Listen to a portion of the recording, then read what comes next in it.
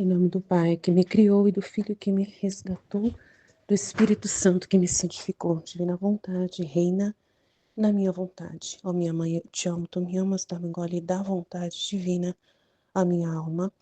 Me abençoa, Mãe, para que todas as minhas ações sejam feitas diante de vossos olhos maternais.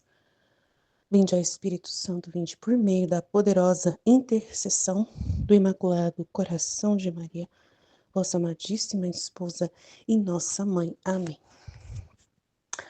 Então, vamos lá. Tema 6, capítulo 9 e 10, volume 3. Dia 17 de novembro de 1899, o poder sacerdotal deve coincidir com a vítima. Continua, meu amado Jesus, fazendo-se ver afligido.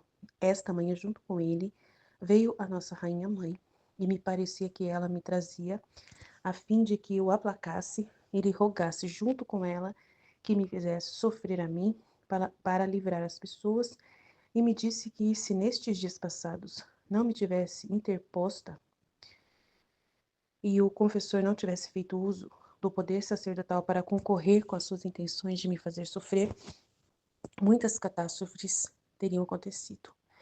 Enquanto eu estava nisto, vi o confessor e eu imediatamente implorei por ele a Jesus e a rainha mãe. E Jesus disse todas as benignidades. À medida que eu levar em conta os meus interesses, com o pedir-me e também com o empenho em renovar a intenção de te fazer sofrer, a fim de livrar as nações, assim tomarei cuidado dele e o livrarei. Eu estaria disposto a fazer este pacto com ele. Depois disto, fiz por olhar para o meu doce e único bem e vi que em suas mãos tinha 2 raios. Em um continha como preparado um forte terremoto e uma guerra. No outro, muitos tipos de mortes imprevistas e doenças contagiosas. Eu comecei a rogar-lhe que jogasse sobre mim aqueles raios, e quase os queria tirar de suas mãos. Mas ele, para não me deixar chegar a isto, começou a afastar-se de mim. Eu procurava segui-lo e por isso encontrei-me fora de mim mesma. Jesus desapareceu e fiquei sozinha. Agora, encontrando-me sozinha, virei um pouco e cheguei a um lugar onde nesta estação fazem a ceifa. Parecia que ali havia ruídos de guerra e eu queria ir para ajudar a essas pobres gentes, mas os demônios impediam-me de ir aonde estavam por acontecer tais coisas e me batiam para que não pudesse ajudar, nem tampouco impedir os seus artifícios e usaram tanta força que me fizeram retroceder. Então, não tem muito o que falar, né, porque são coisas muito da vítima mesmo, né? Dessa realidade da justiça. Então, não tem muito o que a gente falar. Eu achei importante essa realidade de que Jesus pede para que o confessor, né, esteja coincidindo com a intenção, né, da justiça ali, da realidade da vítima. Ele tem que concorrer com as mesmas intenções de fazer a Luísa sofrer. Então, ele tem que saber claramente, né, o que está pedindo. E qual é a função da atitude da vítima ali, de sofrer, por qual motivo, né? Então, isso faz uma diferença muito grande. Então, é uma forma de você entender Deus. Então, eu fico atenta nesses trechos, na intenção de entender como Deus pensa, né? Que Ele quer que a pessoa, né, que tem o poder sacerdotal ali, esteja junto no processo, entendendo, né, com essa consciência. Então, você vê a importância da consciência, né, que Deus pede as coisas, né, que tudo seja muito consciente, que a pessoa esteja consciente do que está fazendo, né. Aí ele fala, à medida que eu levar em conta os meus interesses, com o pedir-me também com o empenho em renovar a intenção de te fazer sofrer a fim de livrar as nações, assim tomarei cuidado do Padre e o livrarei. Eu estaria disposto a fazer esse pacto com ele, né, porque ela estava pedindo ao Padre para que ajudasse, né, para que Deus fizesse o padre entender tudo isso e ajudasse o padre a entender.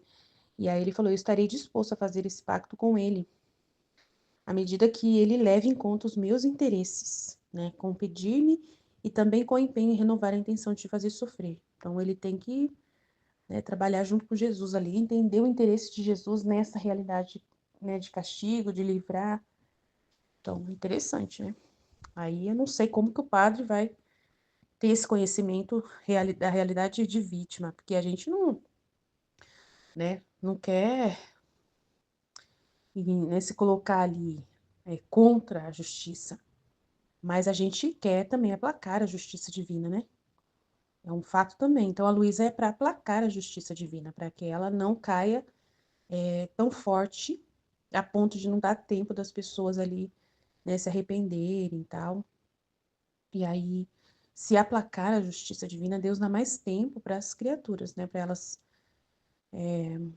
amenizar os castigos e dar um aviso apenas ali, as pessoas têm mais tempo e tal.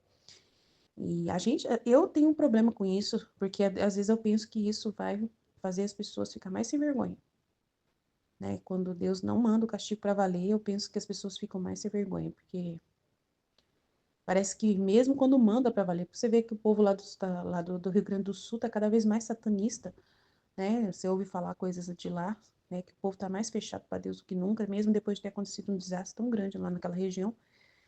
Então, é só essa realidade que às vezes a gente percebe, né? Que, né? Daí ela viu que em suas mãos tinha 2 raios.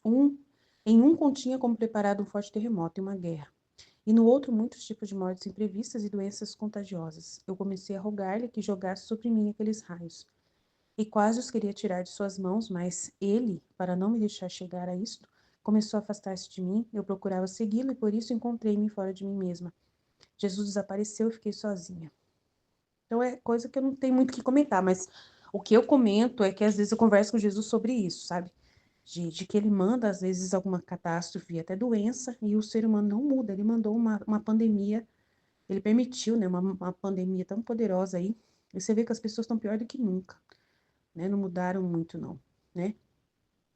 19 de novembro de 1899, Males da Soberba. Continua a vir meu adorável Jesus, e como minha mente, antes de que viesse, estava pensando em certas coisas que me havia dito em anos passados e que não recordo bem, ele, como para me lembrar, me disse: Minha filha, a soberba rói a graça. Nos corações dos soberbos não há outra coisa que um vazio, todo cheio de fumaça, que produz a cegueira. A soberba não faz mais que fazer de si mesmo um ídolo. Assim que a alma soberba não tem o seu Deus consigo. Com o pecado procurou destruí-lo em seu coração, e levantando um altar nele, se põe em cima e adora a si próprio. Deus me livre. Ó Deus, que monstro abominável é este vício. A mim me parece que se a alma está atenta a não deixá-lo entrar nela, estará livre de todos os outros vícios. Mas se por sua desventura se deixa dominar pela soberba, como é mãe monstruosa e má, lhe parirá todos os seus filhos díscolos. Deus me livre, palavra estranha. Os quais são os outros pecados. Ah, Senhor, mantenha-a longe de mim. Só essa palavra muito absurda, díscolos. Que palavra ridícula. Jesus, eu nem imagino o que significa isso. Senhor, ajuda nós, Senhor, com essas palavrão, né? Continua a vir, meu adorável Jesus, como minha mente, antes que viesse, estava pensando em certas coisas que me havia dito em anos passados e não recordo bem. Ele, como para me lembrar, me disse. Então, era sobre soberba. Estava pensando em certas coisas que me havia dito sobre a soberba.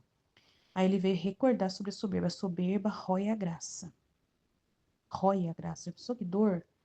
Rói toda a graça. O que é a graça, então? Se a soberba rói a graça, é tudo que vem de Deus, né? Porque a pessoa se colocou como Deus, ela não vai ouvir as coisas que Deus fala, né? Então, a graça é o que vem de Deus. Então, rói as coisas que vêm de Deus, né? Que é a graça. Nos corações dos soberbos não há outra coisa que um vazio, tudo cheio de fumaça, né? Porque a pessoa coloca a si mesma e ela é um nada. Então, se ela adora a si mesma, ela está adorando um vazio cheio de fumaça, né? E aí ela fica só cega com todo esse pensamento próprio sobre si mesma e toda uma ilusão que ela cria que não tem resultado nenhum naquilo que ela está pensando. A soberba não faz mais nada que formar para si mesmo um ídolo, né? De a valorizar os seus próprios pensamentos próprios, a sua única forma de pensar, o seu jeito de agir e tal. E aí não tem o Deus verdadeiro consigo. Com o pecado procurou destruí-lo em seu coração, que é o pecado da soberba.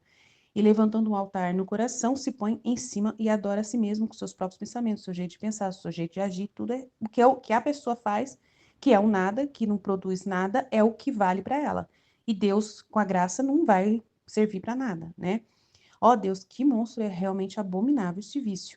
A mim me parece que se a alma está atenta a não deixar entrar esse vício nela, ela estará livre de todos os demais, orgulho, né, avareza, luxúria, todas as outras coisas vão perder-se também, porque a soberba é a mãe de todos esses males, porque se você coloca a si mesmo, então todas as suas opiniões e o que você gosta de fazer envolve os outros pecados, né? Você vai valorizar mais, e aí Deus nunca vai ter voz nem vez, porque você não ouve ele, né? Você só ouve a si mesmo e a sua própria forma de pensar. E aí você às vezes até pega Deus e cria um Deus à sua imagem e semelhança, e fala que Deus da Bíblia, que você leu lá até a mulher lá, eu estava ouvindo um áudio dela falando, ai Jesus, da Urashi lá.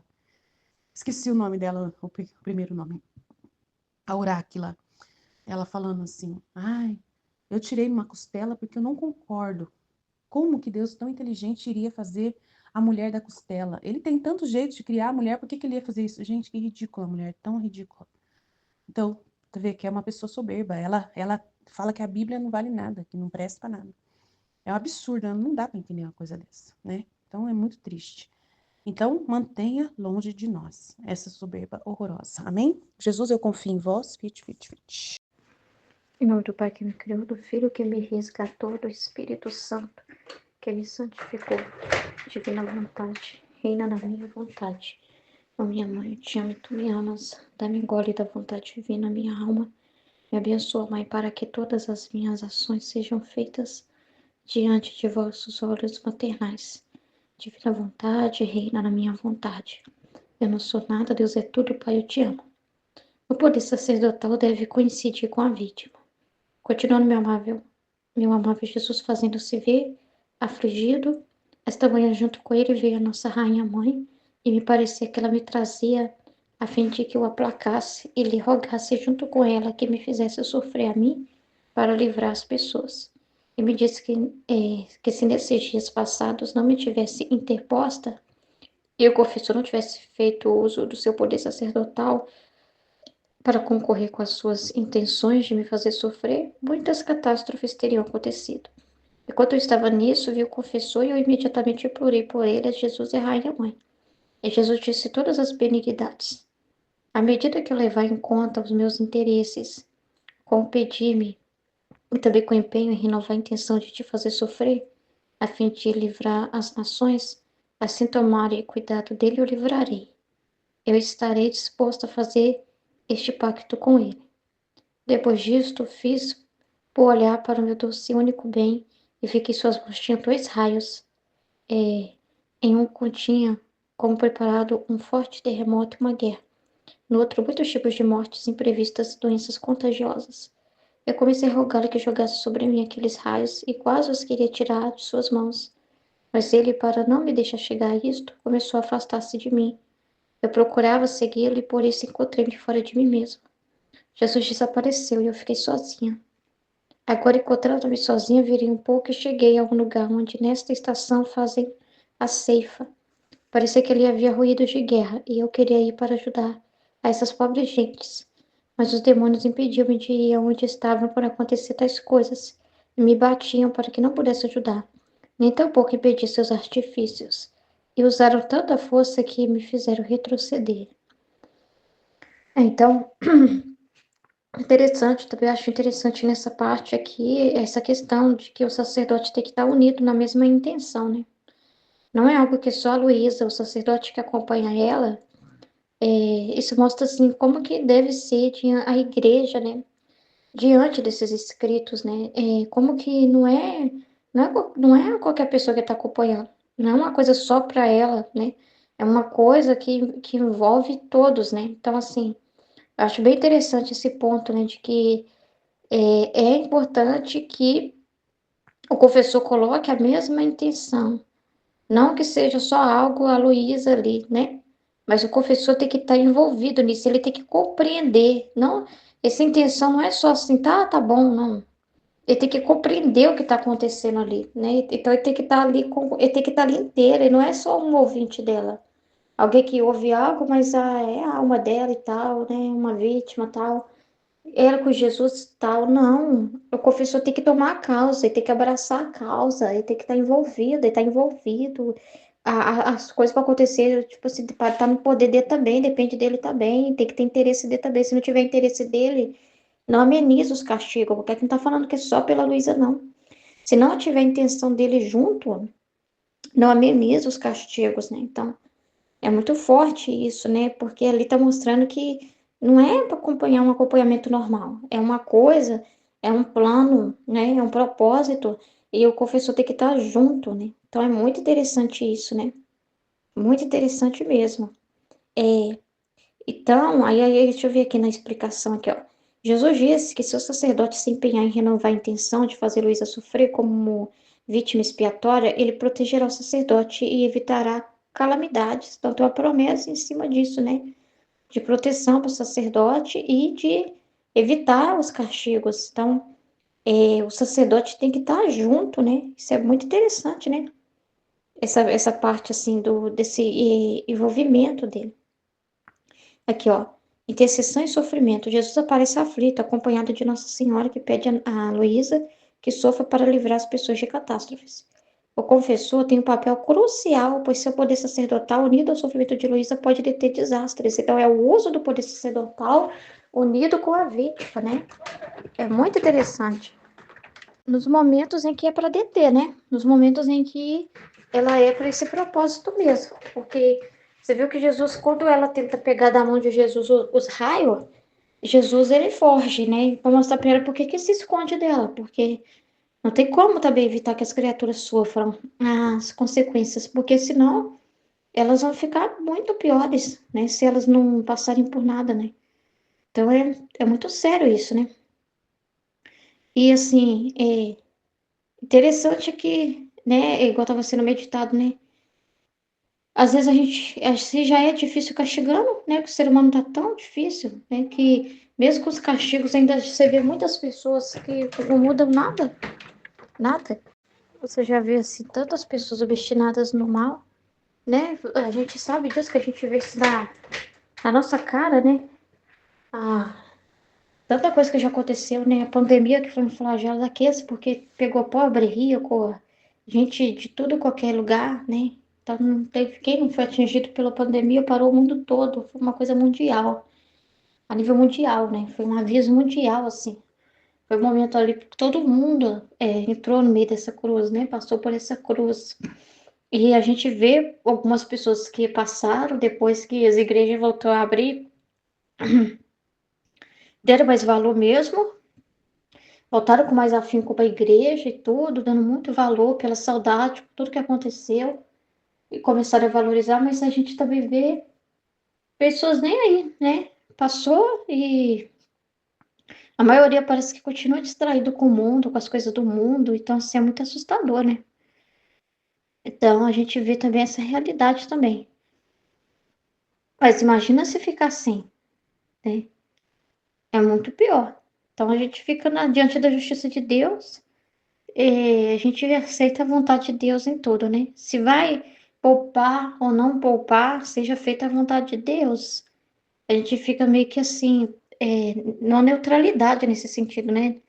A gente reza para que dê frutos, ser mais preocupada, que dê frutos e que faça o que for melhor para gerar os frutos, que Deus, ele sabe como ele, quando ele manda a cruz, ele sabe a que mandar e tem sempre um propósito em cima de cada sofrimento que ele manda para alguém. Então, assim, quando ele manda, ele já sabe o que está fazendo, né? E o que aquilo vai proporcionar se a pessoa se abrir. Mas aí a gente não, a gente talvez sabe que como Deus, que tem o elemento da liberdade. E nessa liberdade, a pessoa pode ou ser uma pessoa se obstinada diante da cruz, pode ser como aquele mau ladrão lá, né? Que pode ser alguém que vai escarnecer, réprobo, né? Ou vai ser um eleito, ou vai ser alguém que vai se salvar através da cruz. A gente sabe que a cruz é o meio para salvar. E dentro da dor, desse universo da dor, Jesus fez para salvar as pessoas, né? Através da dor e do sofrimento, são meios para que as pessoas possam ser salvas. Então, a gente não quer que as pessoas sejam poupadas dos meios de salvação.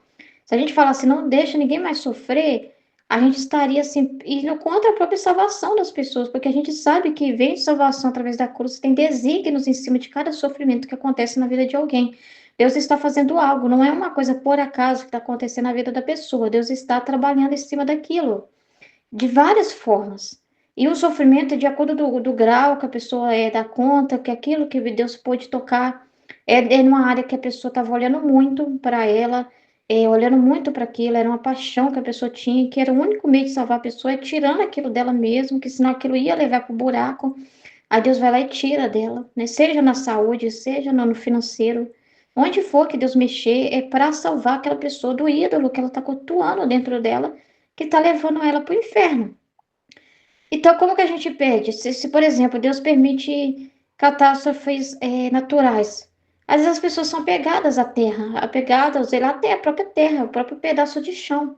Às vezes as pessoas são apegadas às próprias casas, né? Tem um apego ali muito grande, é, às coisas da terra, né? Então, Deus permite tirar delas o chão, né? Permite tirar esse apoio para que elas possam se apoiar somente nele. Então, assim, ele trabalha dentro de onde a pessoa está olhando, a paixão que ela está vendo, aquilo que ela está colocando acima dele, para salvar ela, é sempre para salvação, tem desígnios ali, está tudo já calculado, né? Não faz nada por acaso, Deus não faz nada por acaso. Então, a gente fica com ele. E se ele correu quando a Luísa queria tomar dele, a gente vê que não é o nosso papel mesmo, nem dela, de ficar querendo tirar tudo das mãos de Jesus, achar que esse que é o nosso papel, né? Não, se Jesus te mostra o problema, não é tirar o problema da mão dele, é ver o que que é, o que que nós vamos fazer com esse problema, assim, o que que é para fazer com esse problema, filha, eu vi que a solução é essa, então, amém, eu estou com o Senhor na minha intenção, eu concordo com o Senhor, amém, Fiat, eu rezo para que as pessoas entendam, para que elas recebam as luzes, então a gente pede mais, para que as pessoas se convertam, aprendam com aquilo, a nossa preocupação é mais nessa do que no sentido de poupar. Então tem um momento, né, que a Luísa vai ser essa vítima que sofre, né, as penas, mas vai ter momentos também que não. Vai ter momentos que ela não vai sofrer, né, que é para aceitar, que é para concordar. É interessante esse final aqui, né, fiquei um pouco curiosa, mas não entendi muito bem. Que ela foi até um lugar onde nessa estação fazem a ceifa, parecia que ali havia ruídos de guerra, eu queria ir para ajudar essas pobres gentes. Mas os demônios impediam-me de ir aonde estavam por acontecer tais coisas. É isso que eu não entendi, porque se vai acontecer essas coisas, tem um bem, né? O demônio vai impedir. Mas eles não estão ganhando com aquilo. Querendo ou não, o sofrimento, mas Deus tira um bem disso, né? De salvação e tudo. Então, não sei que me deu assim não sei, os demônios impediam-me de ir aonde estavam por acontecer tais coisas. Então, ela queria proteger essas pessoas e os demônios não deixaram. Porque querendo ou não, eles também ganham com isso, né? Porque também tem aqueles que vão, podem blasfemar e tudo, né? Então, quando ela se impede talvez de alguém, ela não vai blasfemar, ela vai sofrer e vai amar a Deus, né? Então, por isso que eles não querem que ela repare, né? Que ela vai amar a Deus, ela vai amar por esses, né? E ali é um meio que esse pensar em sofrimento na terra, né? Mas também é uma oportunidade para nós conseguirmos, né? Pessoas que vão blasfemar, pessoas que vão contra, né? Então é complicado, tá? Né? Acho que é nesse sentido, né? E me batiam para que não pudesse ajudar, nem tampouco impedir seus artifícios. E usaram tanta força que me fizeram retroceder. Interessante, né? Muito interessante. Deixa eu ver aqui. Males da soberba. Continua a vir, meu adorável Jesus, e como minha mente, antes de que viesse, estava pensando em certas coisas que me havia dito em anos passados e que não recordo bem, ele, como para me lembrar, disse: Minha filha, a soberba rói a graça. Nos corações dos soberbos não há outra coisa que um vazio todo cheio de fumaça, que produz cegueira. A soberba não faz mais que fazer de si mesmo um ídolo. Assim que a alma soberba não tem o seu Deus consigo. Com o pecado procurou destruí-lo em seu coração. E levantando o altar nele, se põe em cima e se adora a si mesmo. Nossa. Ó Deus, que monstro abominável esse vício. A mim me parece que se a alma está atenta a não deixá-lo entrar nela, estará livre de todos os outros vícios. Mas se por sua desventura se deixar dominar por ele, como uma mãe monstruosa e má, ele parirá todos os seus filhos, Nossa Senhora, todos os seus filhos díscolos, os quais são os outros pecados. Assim o mantenha longe de mim. Então, esse amor a si mesmo, né? E às vezes a pessoa tá falando que ama a Deus, mas ela ama ela mesma, né? Porque ela pega a palavra de Deus e distorce para concordar com o pecado dela. Não, Deus está me abençoando, então Deus concorda com. É Deus que está me dando dinheiro, é Deus que está me ajudando aqui, ó, nesse meu trabalho aqui. Às vezes o trabalho da pessoa é um pecado, e a pessoa fala que é trabalho, que é algo digno, e que Deus está dando para ela. Em nome do Pai que me criou, do Filho que me resgatou, do Espírito Santo que me santificou, divina vontade, reina na minha vontade. Minha mãe, eu te amo e tu me ama, dá-me um gole da vontade divina para a minha alma. Me abençoa, Mãe, para que todas as minhas ações sejam feitas diante de vossos olhos maternais. Amém. Livro do Céu, volume 17, volume 3, 17 de novembro de 1899. O poder sacerdotal deve cooperar com a vítima. Continua o meu amável Jesus a se mostrar aflito. Nesta manhã, junto com ele, veio a nossa Mãe Rainha e parecia que ela o trazia para mim, para que eu o tivesse aplacado e o suplicasse junto com ela que me fizesse sofrer a mim, para poupar os povos. E me disse que, se nestes dias passados eu não tivesse me interposto e o confessor não tivesse feito uso do poder sacerdotal para cooperar com suas intenções de me fazer sofrer, muitas catástrofes teriam acontecido. Nesse momento, vi o confessor, e imediatamente roguei por ele a Jesus e à Mãe Rainha. E Jesus, todo bondade, disse: na medida em que ele cuidar dos meus interesses, rogando por mim e também comprometendo-se a renovar a intenção de te fazer sofrer, com o propósito de poupar os povos, assim também cuidarei dele e o pouparei. Estou pronta a fazer esse pacto com ele. Depois disso, tentei olhar para o meu doce e único bem, e vi que em suas mãos ele segurava 2 raios. Em uma mão havia como que preparado um forte terremoto e uma guerra. Na outra, muitos tipos de mortes repentinas e doenças contagiosas. Comecei a suplicá-lo que derramasse sobre mim aqueles raios, e quase querendo arrancá-los de suas mãos, mas ele, para não me deixar fazer isso, começou a se afastar de mim, e eu tentava segui-lo, e por isso me encontrei fora de mim mesma. Jesus desapareceu de mim e fiquei sozinha. Agora, encontrando-me sozinha, caminhei um pouco e me encontrei numa parte onde, nesta estação, se faz a colheita, né? Acho que entendi que é fazer colheita de alimento, tipo assim. Parecia que ali ocorriam estrondos de guerra e eu queria ir para ajudar aquele povo pobre. Mas os demônios me impediam de ir ao lugar onde tais coisas estavam prestes a acontecer. E me agrediam para que eu não pudesse ajudar aquele povo pobre e também para que eu não pudesse impedir os seus artifícios, e usaram tanta força que me fizeram recuar. Então, nesse trecho, né, é interessante que Deus revela que sobre o sacerdote estar em cooperação com as intenções da vítima, cooperando com a vítima. Ele falou, né? Veio a nossa mãe rainha e parecia que ele o trazia para mim, para que eu tivesse aplacado e suplicasse junto com ela que me fizesse sofrer a mim, para poupar os povos. E me disse que, se nestes dias passados eu não tivesse me interposto e o confessor não tivesse feito uso do poder sacerdotal para cooperar com suas intenções de me fazer sofrer, muitas catástrofes teriam acontecido. Então, que o sacerdote tinha que cooperar com a vítima, com a mesma intenção, né? De querer também que ela sofresse para poupar os povos. E Jesus disse: na medida em que ele cuidar dos meus interesses, rogando por mim e também comprometendo-se a renovar a intenção de te fazer sofrer, com o propósito de poupar os povos, assim também cuidarei dele e o pouparei. Estou pronta a fazer esse pacto com ele. Mas essa questão dos castigos é complicado, né? A gente sempre fica assim, porque a gente vê que mesmo com os castigos, o homem não se dobra a Deus, né? Continua tão orgulhoso, tão, tão rebelde com Deus, tão, né? O mundo tão contaminado. Eu fiquei pensando na guerra, né? Mesmo com a guerra que está acontecendo lá em Israel, lá na Ucrânia, parece que tem gente que fica pior, assim, porque parece que as pessoas, a gente está vivendo uma situação, tem guerra agora, nesse exato momento.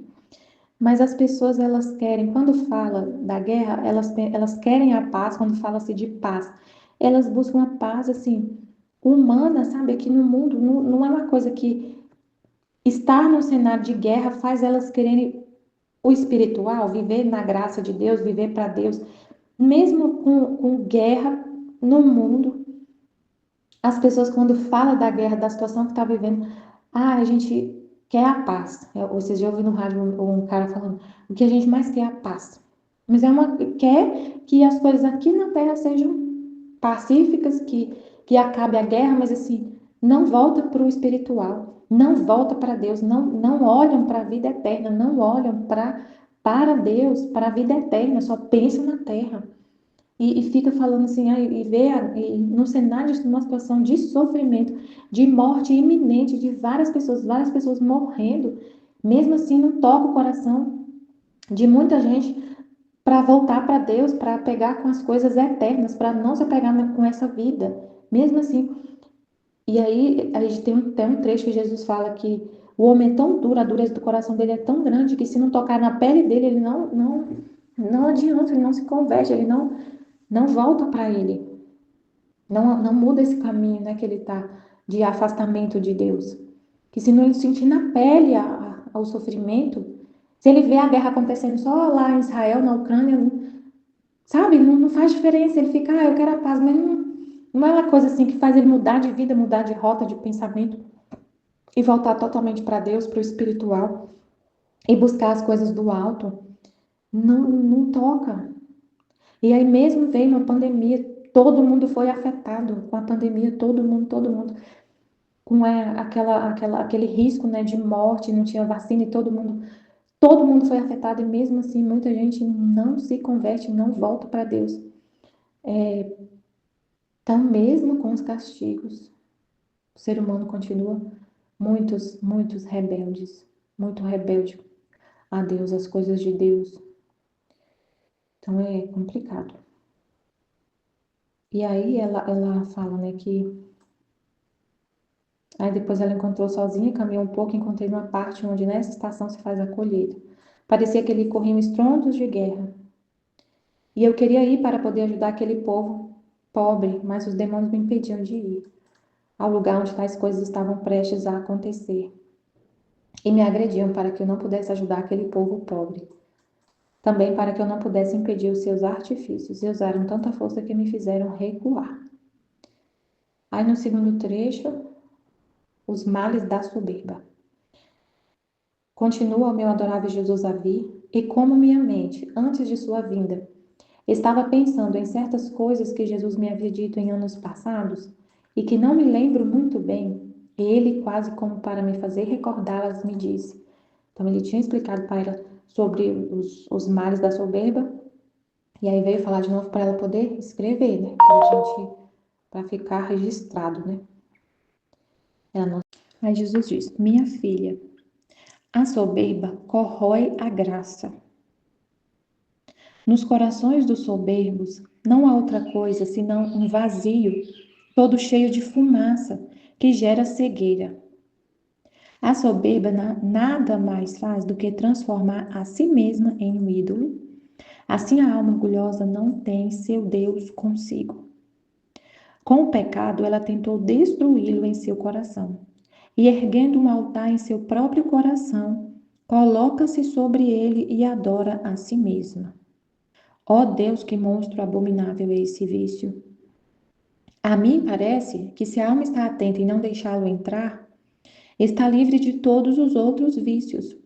Mas se porventura se deixa dominar por ele, como a soberba é uma mãe monstruosa e má, ela dará à luz todos os seus filhos rebeldes, que são os demais pecados.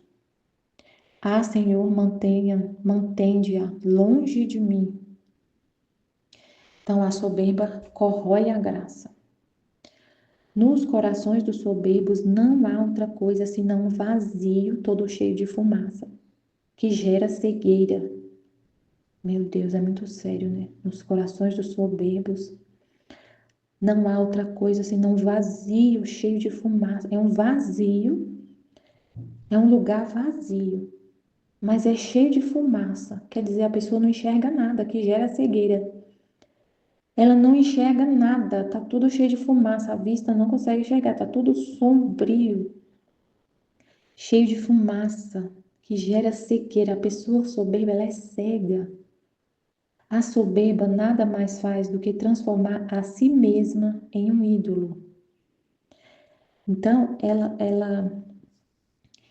a soberba não é uma coisa assim que só enfraquece a pessoa, ela destrói a presença de Deus no coração. Destrói a presença de Deus. Por quê? Porque a pessoa tira Deus do próprio coração e coloca ela mesma. Então, ela destrói a presença de Deus. Por isso que ele fala, corrói a graça. A graça, tem outros textos que ele fala, a graça é o mesmo. Que ele falou para a Luísa assim, a Luísa falou, teve um dia que a Luísa falou assim, que Jesus, que ela, tipo assim, não estava na graça. Aí Jesus falou, tola, tola. Ela falou, tipo, que Jesus retirou a graça. E ele falou, tola, tola, como que retirei minha graça se eu estou em ti? E que coisa é a minha graça, senão eu mesmo? Então, aí ele fala que a soberba corrói a graça, destrói a presença de Deus na alma. Tudo, tira tudo que é de Deus e coloca tudo que é humano. A pessoa se adora. Ela adora os pensamentos dela, a vontade dela, os desejos dela, os planos dela, os afetos dela, os instintos dela. Ela move por ela mesma. Ela ama o que ela é. Ela se move pelos próprios instintos. Ela não renuncia a ela mesma. Ela se ama do jeitinho que ela é. Ela coloca como adoração o que ela desejar. Eu tô com fome, então eu vou, tipo assim, eu tô com fome. Tipo, eu tô com fome e eu vou satisfazer esse meu desejo do jeito que eu quiser. E eu quero, é, o que importa é a minha vontade. E eu tô com fome de uma coisa muito cara que não tem aqui agora, então eu vou satisfazer esse meu desejo, custe o que custar. O que importa é a minha vontade, é o meu desejo. Mesmo que, sei lá, a pessoa vive em adoração a si mesma. Em adoração a si mesma. E quer satisfazer todos os seus desejos. E não tem fim. Eu quero ser, sei lá o que. Ela fica se adorando, cultivando os vícios, alimentando os vícios dela. E destrói a presença de Deus. Tira tudo que é de Deus e coloca tudo que é humano. Nossa, é muito sério, né? Não há outra coisa senão um vazio cheio de fumaça que gera cegueira. Então, a pessoa coloca o próprio eu no trono. Cria um altar para si mesma.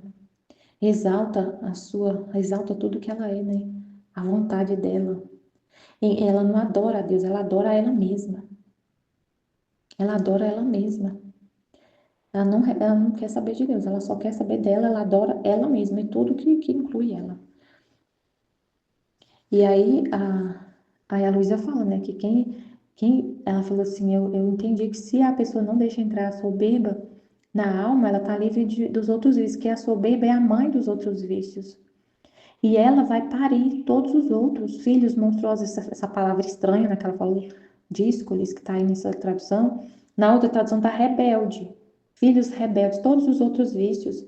Da soberba brota os outros vícios, a vaidade, a ira, a inveja, a impureza, a desobediência, tudo brota disso, porque a pessoa, ela se move pela própria vontade dela.